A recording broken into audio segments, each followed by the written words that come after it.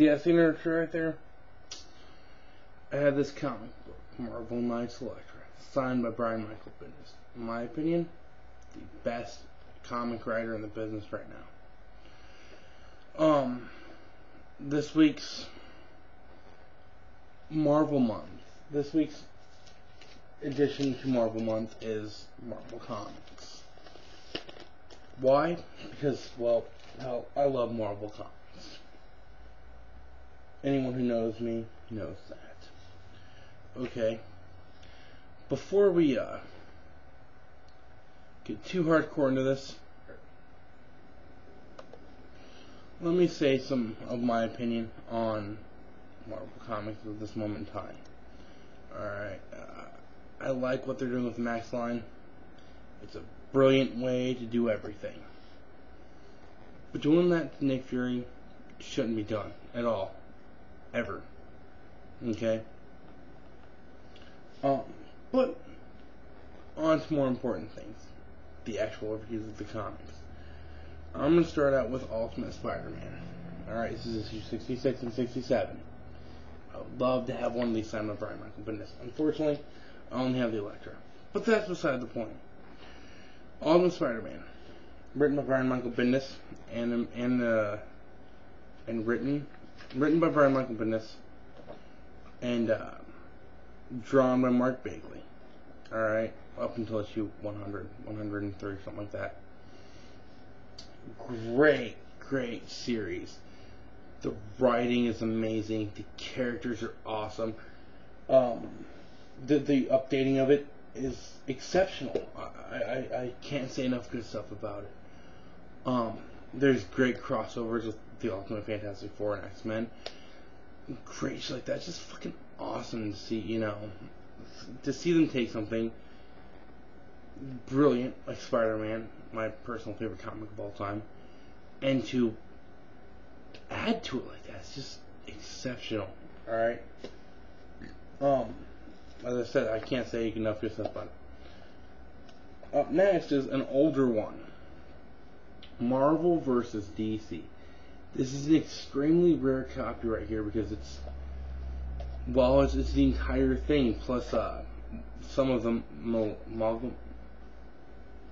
you know, I don't even know what the fuck it's called. Magmaverse.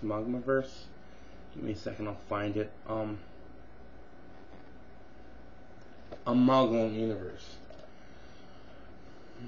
As it states, it's Marvel versus DC. You got Spider-Man versus Superboy. You got Wonder Woman versus Aurora Monroe Storm. Superman versus the Hulk. Fucking Batman versus Captain America. You got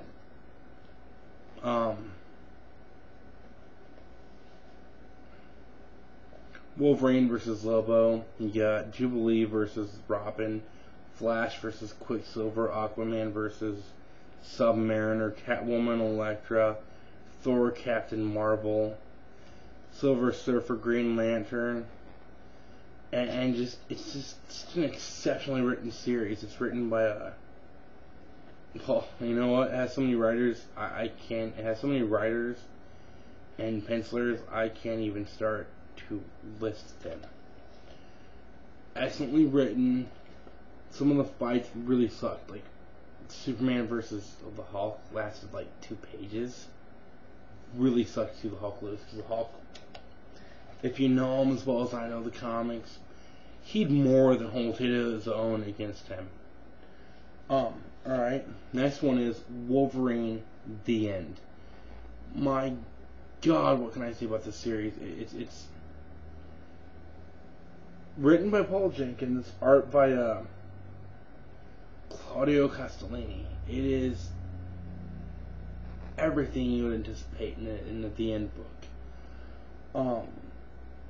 Wow, Wolverine. The second time in memory I can remember his real name being said. James Howlett, for those of you who don't know. It's so well written. It's great. It takes place a couple hundred years after the X-Men are dead, so, you know. Wow, the characters are so great. I mean, it just really gives you insight into his life and into how he really got fucked up from his healing factor. I mean, his healing factor really fucks with it, but you never really see it.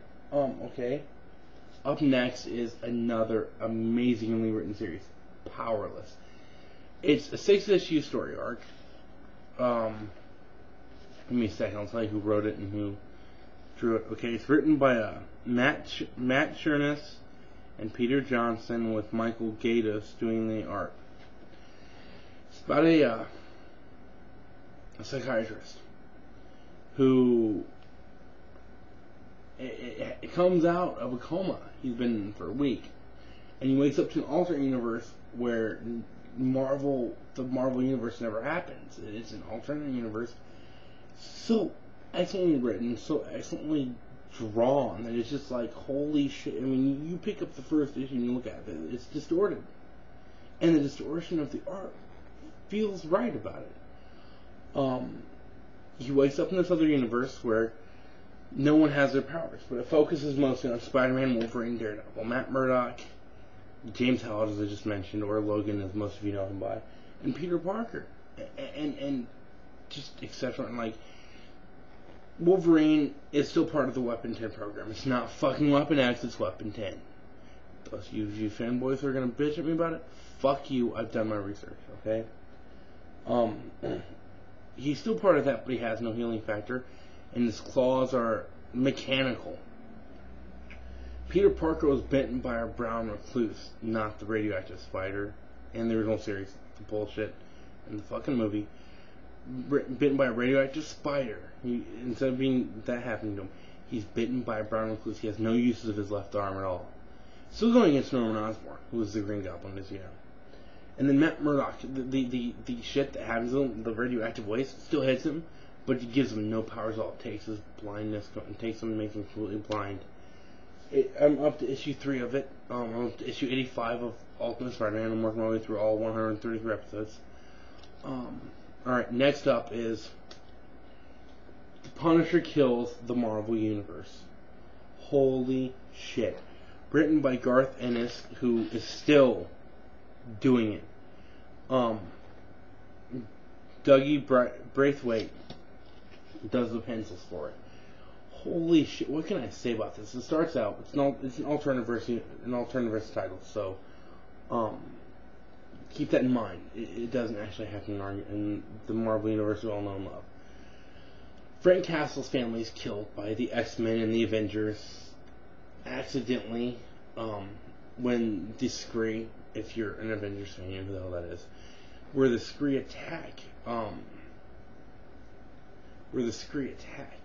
Alright, and it's just in the park, and he's hired on by this crazy old fucker. I'm telling you, he's just fucking nuts, alright? Hired on to kill the Marvel Universe, alright? So he starts out, he kills Spider-Man Venom first, and just goes on and goes through it methodically, just kills everybody, one after another, after another, after another. And he gets to Matt Murdock, who is his childhood friend in this. And he gets to him, and he kills him and realizes, oh shit, I've killed one person who gave a fuck about me. Matt says, you killed us all, Frank. And he says, no, there's one more left. And it ends with him blowing his own head off. Wow, Garth Ennis can fucking write, man. Amazingly written. Great art. Excellently done. Last time I'm going to talk about, unfortunately, I don't have it, I wish I did, is issues 121 122 of the original series of Spider-Man. The death of Gwen Stacy.